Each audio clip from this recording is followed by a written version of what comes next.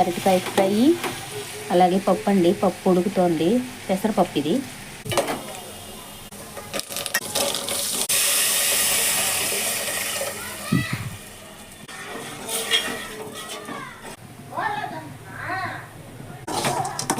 ఇదిగోండి మన అరటికాయ ఫ్రై కూడా అయిపోయిందండి. కొంచెం కారం, పసుపు వేసాను.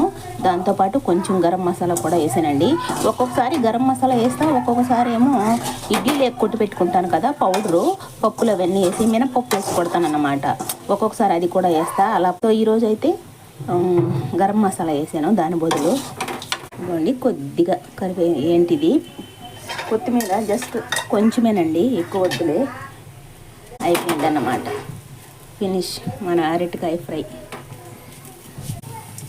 పప్పు కూడా ఇదిగోండి, పప్పులో కూడా కొత్తిమీర వేస్తానండి. పప్పులో కూడా కొత్తిమీర వేద్దాం. ఇదిగోండి వేడి వేడిగా పప్పు అన్నమాట, అలాగే అరటికాయ ఫ్రై, వాటితో పాటు ఉప్పు మిరపకాయలు ఇవ్వండి. ఇలా ఉన్నాయిలే, ఇవి మస్ట్ బాగా తినేస్తాను నేను ఎక్కువ. సో ఇదన్నమాట, దీంతో ఇదన్నమాట మన డిన్నర్ స్పెషల్ ఇవి.